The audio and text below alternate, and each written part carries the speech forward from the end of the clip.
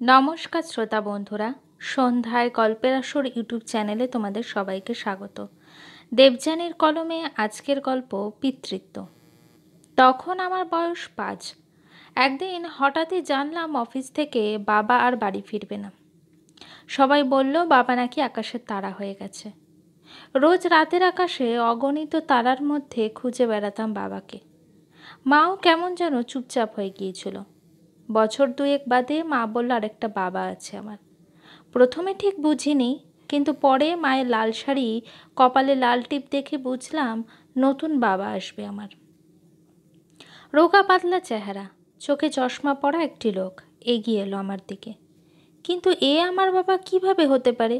আমার বাবা তো এরকম দেখতে ছিল না, চোখে চশমাও ছিল না। আমি বললাম, তুমি আমার বাবা হতেই পারো না।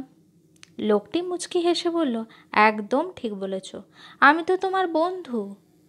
আমি বললাম, এত বড় বন্ধু হয় নাকি আবার? তখন বলল, এ মা, তুমি জানো না, বন্ধুত্বের আবার কোনো বয়স হয় নাকি? আমরা ইচ্ছে করলেই সবাই সবার সাথে বন্ধু হতে পারি। আমি ওকে বন্ধু বলেই ডাকতাম। মা বকা দিলে উনি বলতো, আরে ডাকুক না, কারোর বন্ধু হতে পারাটা কি কম আনন্দের? বন্ধু মানেই তো সুখ দুঃখের সাথী, যে কোনো পরিস্থিতিতেই যে তোমাকে ছেড়ে যাবে না সেই তো বন্ধু।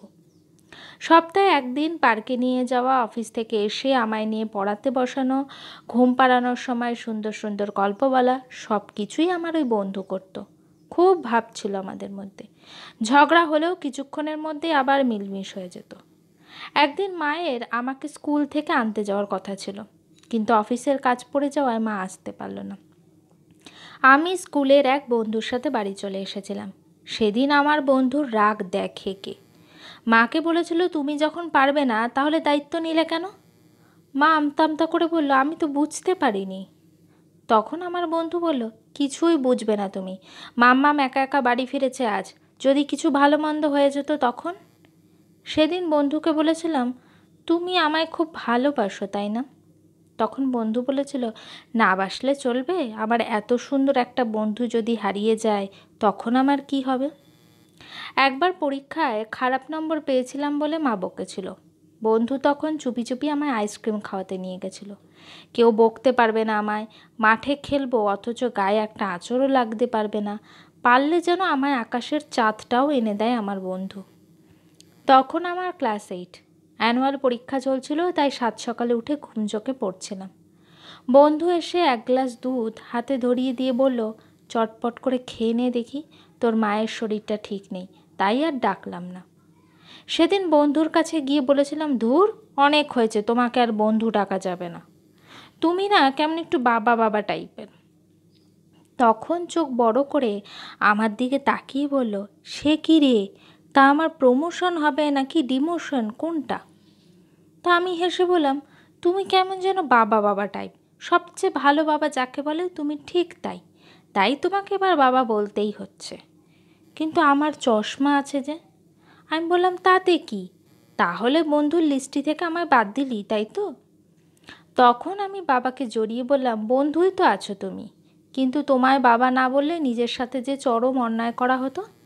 বাবারাই তো এভাবে আগলায় সন্তানদের, বটবৃক্ষের মতো ঘিরে রাখে আমাদের, প্রয়োজনে শান্তি আশ্রয় দুটোই দেয়, অথচ বিনিময়ে কিচ্ছুটি চায় না। তুমিও ঠিক তেমনই, যদি আমায় এভাবে না আগলাতে একটা সুস্থ শৈশব কি আমি আদৌ পেতাম? মা দেখি দূরে দাঁড়িয়ে হাসছে। আমার কপালে আদর করে বাবা মাকে বলল, বলেছিলাম না মেয়ে একদিন ঠিক চিনে নেবে বাবাকে। সত্যিই চিনে নিয়েছিলাম আমি। নিজের জীবন দিয়ে বুঝেছিলাম যে রক্তের সম্পর্কই শেষ কথা নয়, শুধুমাত্র জন্ম দিলেই ভালো বাবা মা হওয়া যায় না। অপত্য স্নেহ নিজের মধ্যে লালন করার জন্য সম্পর্কের শিলমোহরেরও প্রয়োজন হয় না।